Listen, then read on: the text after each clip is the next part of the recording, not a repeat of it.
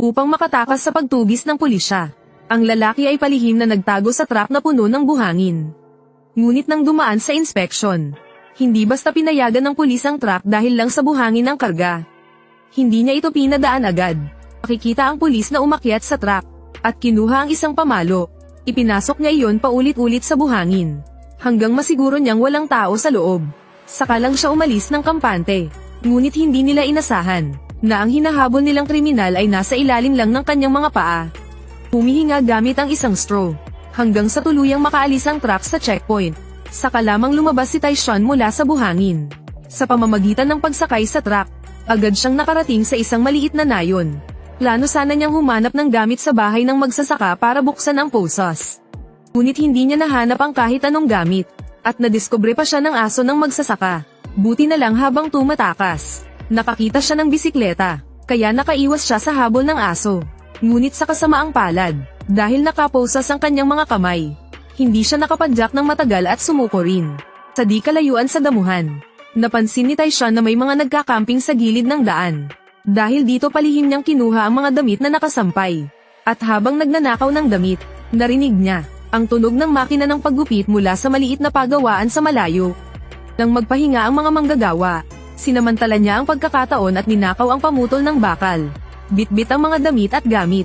Nakahanap si Tyshawn ng isang liblib na bahay ng magsasaka. Sa loob ng bodega ng magsasaka, pinutol niya ang mga posa sa kanyang mga kamay. Wala na ang tanikala sa kanya. At sa wakas ay nakatulog siya ng payapa. Hanggang sa sumunod na araw, naalimpungatan si Tyshawn dahil sa ingay sa labas ng pinto. Itinaas niya ang kanyang ulo, at nakita niyang isang matandang babae ang naghahabol ng manok. Ngayon ay halos mamatay na si Tyshawn sa gutom. Kaya para makakain ng kahit kaunti, lumabas agad si Tyshawn mula sa bodega. Nagpanggap siyang isang turistang naligaw sa lugar, at nakikain siya ng manok sa bahay ng matandang babae. Matapos kainin ang kalahating manok, para bang nabuhay muli ang kanyang lakas. Ngunit habang nakikipag-usap siya sa matanda, biglang dumating ang kapitan ng baryo. Nang makita ito ni Tyshawn ay agad siyang tumakbo papasok sa kagubatan. Nang mabalitaan ito ng pulisya, agad din silang nagtungo sa lugar. Isinara nila ang daanan sa buong kagubatan, at nagsimulang magsuyod paakyat sa tuktok ng bundok. Kasabay nito, dumating din ang mamamatay tao na ipinadala ng sindikato upang patayin si Tyshawn. Matapos ang mahigit 7 oras na paghahanap, lalong lumiit ang lugar na pinagtataguan ni Tyshawn. Nang magpasya siyang tumakas pababa habang madilim, nahuli siya ng isa sa mga naghahanap. Wala siyang ibang magawa, kundi tumakbo muli paakyat sa tuktok. Habang lumiliit ang bilog ng mga pulis sa ibaba, alam niyang mahirap na siyang makatakas. Ngunit nang maramdaman niya ang kawalan ng pag-asa, biglang may sumabog sa ibabang bahagi ng bundok. Ang mga pulis, agad na tumakbo papunta sa lugar ng pagsabog. At sinamantala ni Tyshawn ang kaguluhan, upang makatakas mula roon. Ngunit hindi pa siya nakakalayo. Natisod siya ng mamamatay tao ng sindikato, at agad siyang tinutukan ng patalim sa leeg. Ang digital camera ni Wu Meishu. Nasaan ito? Nang marinig ni Tyshawn na binanggit ng mamamatay tao si Wu Meishu, sa kanya naalala na ilang araw ang nakalipas ay nagmamadali si Meishu, at nagsangla ng kamera sa kanya. Kaya kunwari ay hinipo ni Tyshawn ang bulsa ng kanyang pantalon. Akala ng mamamatay tao ay nasa bulsa ang kamera. Nang lumapit ito para kunin, biglang itinulak ni Tyshawn ang mamamatay tao, at sinipa niya ito pababa sa bangin. Pagkatapos ay tumakbo si Tyshawn pababa ng bundok, at sa isang kotse, nakita niya ang uniforme at sombrero ng mga kabataang tagapaghanap. Kaya nagbihis siya tulad ng isa sa kanila, at nakasakay sa bus papuntang bayan. Pagdating niya sa bayan, nakakita siya ng isang bahay na tanging mag-ina lang ang nakatira. Kaya itinali niya ang mag-ina. Pagkatapos, kinain niya ang natirang kamote ng mag-ina upang mapawi ang gutom. Ngunit pagkakain niya, naalala niyang nasugatan ang kanyang leeg. Noong siya ay tinutukan ng mamamatay tao, sinabi ng doktor ng anak niya noon, na kapag magpapatransplant ng utak ng buto ay bawal magkaroon ng impeksyon. Naalala niyang kailangan ng anak niya ng kanyang buto upang mabuhay. Kaya bigla siyang kinabahan. Agad niyang tinanong ang nakataling babae kung may gamot sila laban sa impeksyon. Ngunit sinabi ng babae na sapat ng hugasan ng sugat at lagyan ng band-aid. Ayon sa kanyang payo, naligo si Tyshawn sa bahay ng babae at nilagyan ng band-aid ang sugat. Nang mahimbing nang natulog ang mag-ina, naalala ni Tyshawn ang sinabi ng mamamatay tao tungkol sa kamera. Naalala niya na dahil sa pagmamadali noon, nadala niya pala ang kamera pa uwi sa bahay.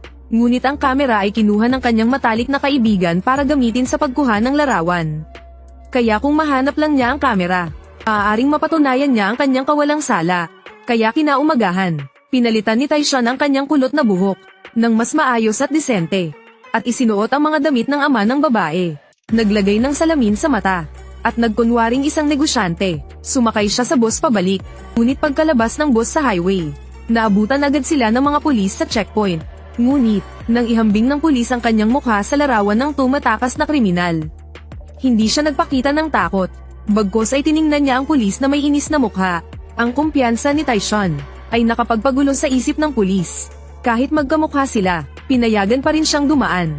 Pagbalik ni Taishan sa Seoul, agad niyang tinawagan ang kanyang dating kasintahan upang ipaalam na ligtas siya. Alam niyang lubhang nag-aalala ito. Ngunit nang marinig ni Renhui ang kanyang boses, bigla itong nagalit. Ang buhay ng anak natin ay nakasalalay sa iyo. Paano mo nagawang pumatay ng tao? Bakit mo ginawa iyon? Ano na ang mangyayari sa anak mo? Huwag kang mag-alala. Ginawa ko ito para mailigtas ang ating anak. Kahit hindi siya naniniwalang inosente si Taishan. Para lamang mailigtas ang anak nila. Sumunod si Renhui sa mga sinabi ni Taishan. Hindi niya sinabi sa kanyang kasintahang pulis na bumalik na si Taishan sa Seoul.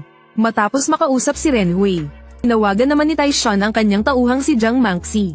Nais niyang hanapin si Mangxi upang mabawi ang kamerang magpapatunay na wala siyang pinatay.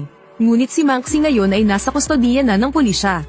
Sa utos ng mga pulis, nagkasundo silang magkita ni Taishan sa bahay alas 9 ng gabi. Akala ni Mangxi na kung magtitiwala siya sa pulis, matutulungan niyang mapawalang sala si Taishan. Ngunit hindi niya alam na may especially iya sa loob ng pulisya. Narinig ng sindikato ang pag-uusap nila ni Taishan. Kaya nang makauwi si Mangxi, ang naghihintay sa kanya ay hindi si Taishan, kundi ang mamamatay taong ipinadala ng sindikato. Nang dumating si Taishan sa bahay, natagpuan niyang patay na si Mangxi. Habang yakap-yakap niya ang bangkay ng kaibigan, tahimik nang nakalapit sa kanya ang mamamatay tao. Ngunit sa huling sandali, tumunog ang cellphone ng pulis na nakabantay sa labas. Nang marinig iyon, agad pinatay ng mamamatay tao ang ilaw. Naramdaman ni Taishan na may kakaiba. Kaya mabilis siyang tumakbo palabas. At nabangga niya ang naka-duty na pulis. Habang hindi pa ito nakaka-react, tumalon si Taishan sa pader at tumakas. Habang tumatakas, nakakita siya ng truck ng pangungulekta ng bakal. At kinuha niya ang isang pirasong alambre. Ginamit niya ito upang alisin ang bakal sa kanyang kamay. Hindi alam ni Taishan noon na matapos makita ng pulis ang bangkay ni Mangxi, huli nilang inakusahan siya bilang mamamatay tao. Ngayon, isa na siyang pag-anti na may 2 kaso ng pagpatay.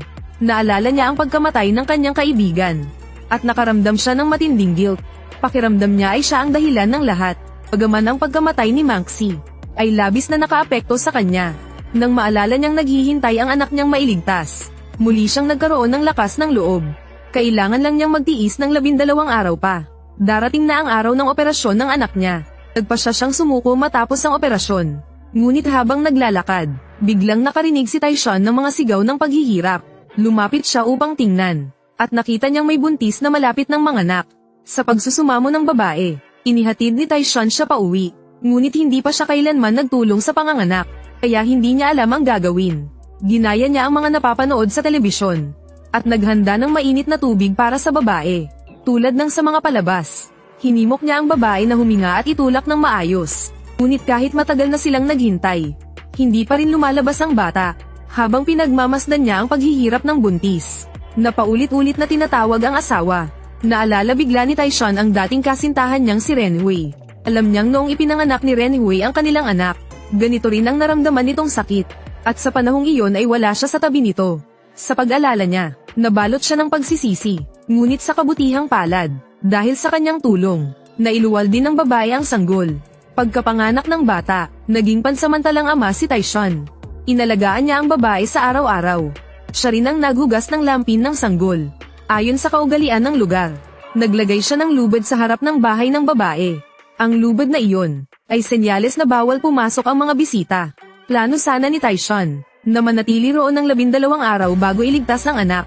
Ngunit sa di inaasahan, nakakuha ng impormasyon ng pulisya at nagtungo sa lugar. At sa oras na iyon ay nanunood din ng telebisyon ang babae. Nakita niya sa balita ang pagtugis kay Taishan. Hindi pa tapos ang ulat, nang marinig ang katok ng mga pulis sa pinto. Pagkarinig niyon, Nagpanik si Taishan. Mabilis niyang ipinaliwanag sa babae na wala siyang pinatay. Naalala ng babae kung paano siya tinulungan ni Taishan kagabi sa panganganak. At kung paano pa nito hinugasan ang lampin ng anak niya. Hindi siya makapaniwalang mamamatay tao ang ganoong kabait na tao. Kaya nang tanungin siya ng mga investigador, itinago niya ang katotohanang naroon si Taishan. Ngunit nang halughugin ng pulisya ang buong baryo, at hindi nila matagpuan si Taishan. Biglang naalala ng tagayusig ang lubad sa harap ng bahay ng babae. Kaya agad silang bumalik doon. Sa bahay ng babae, natagpuan ng mga pulis ang damit ni Taishan na may dugo. Sa oras na iyon ay nakatakas na si Taishan patungo sa kagubatan. Plano niyang hanapin ang kuweba, na sinabi ng babae na pwede niyang taguan. Ngunit sa pag-ikot niya sa gubat, nakabangga niya ang humahabol na pulis. Naghabulan silang dalawa papunta sa tuktok ng bundok, at nauwi si Taishan sa gilid ng bangin. Naalala niyang naghihintay ang anak niyang nangangailangan sa kanya. Tumingin siya sa malalim na ilog sa ibaba ng bangin. Alam niyang ang tanging paraan upang mabuhay ay tumalon. Ngunit bago pa siya makatalon, dahil sa panghihimasok ng mamamatay tao, tinamaan ng bala si Taishan at nahulog mula sa bangin. Matapos siyang mahulog habang tinutugis ng mga pulis, isang matandang lalaki ang nagligtas sa kanya. Ang lalaking iyon ay minsan nang natulungan ni Taishan 8 taon na ang nakalipas. Bilang ganti, tinulungan siya ng matanda na tanggalin ang bala at gamutin ang sugat. At itinago siya mula sa pagtugis ng mga pulis. Sinasadya ng matanda na pahinain ang damit ni Taishan gamit ang bato. At itinapon ito sa ilog sa ibaba. Nang maghanap ang mga pulis sa ibabang bahagi ng ilog, natagpuan nila ang sapatos ni Taishan at ang kanyang punit na damit. Batay sa kalagayan ng mga punit, pinaniniwalaan ng pulisya na tinamaan siya ng agos ng ilog at bumangga sa mga bato. Dahil sa ganitong kalagayan ng damit, inakala nilang patay na rin si Taishan. Ang ilusyon na nilikha ng matanda ay matagumpay na nakalinlang sa mga pulis at nabigyan si Taishan ng oras upang magpagaling. Ngunit makalipas ang 2 araw at walang bangkay na nakita. Alam ng matanda na susuyurin ng pulisya ang paligid ng ilog, kaya nang bumuti ang lagay ni Taishan, binigyan siya ng matanda ng pera upang makaalis. At sinabihan siyang tumakas papuntang Pilipinas, at bumalik makalipas ng 10 araw. Sa araw ng operasyon ng kanyang anak na si Shushen, umalis si Taishan sakay ng maliit na truck ng matanda. Habang nasa daan ay nasabat siya ng mga pulis. Ngunit dahil ginamit niya ang halamang pampamaga ng matanda, namaga ang kanyang mukha, kaya hindi siya nakilala ng mga nag-inspeksyong pulis. Ngunit habang nasa gitna ng biyahe, naalala niya ang kanyang pinakamamahal na anak. Kaya nagpasya siyang dumaan muna sa ospital upang makita ito.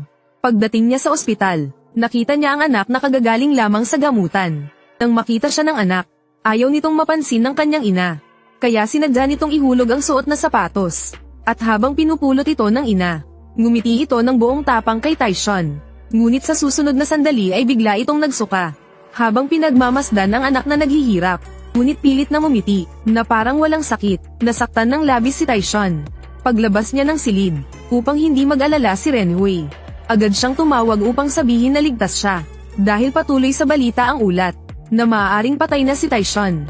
Sinabi ni Taishan kay Renhui na huwag mag-alala, dahil sa araw ng operasyon ni Shushen, tiyak na lilito siya, at upang mapanatag si Renhui, ikinwento pa niya na tatakas muna siya papuntang Pilipinas. Ngunit hindi alam ni Taishan, na matagal nang minamanmanan ng mga tagayusig ang cellphone ni Renhui. Kaya nalaman nila ang plano niyang tumakas papuntang Pilipinas. Kinagabihan nahuli siya sa bangkang gagamitin sa pagtakas. Ngunit habang siya ay dinadala, biglang hinarang ng isang kotse ang police van sa kalsada. Kahit paulit-ulit silang bumusina, patuloy pa rin sa mabagal na takbo ang sasakyan sa unahan. Nang subukan nilang mag-overtake, biglang may malaking truck na sumalubong. At napilitan silang umatras. Pagkatapos ay dahan-daang bumukas ang likurang pinto ng truck. At isang mamamatay tao ang bumunot ng baril na may usok. At pinaputukan ang loob ng police van. Dahil sa usok ay nawalan ng paningin ang mga pulis. At napilitang huminto ang sasakyan. Pagkatapos nyun, lumabas mula sa isang itim na kotse ang ilang kalalakihan. At agad nilang sinuntok at sinipa ang mga pulis. Binabasag pa nila ang mga cellphone ng mga ito. Sa loob lamang ng 2 minuto, nawalan ng malay ang lahat ng mga pulis. Upang hindi sila masundan, sinira ng mga mamamatay tao ang mga gulong ng police van. At nang magkamalay ang tagayusig,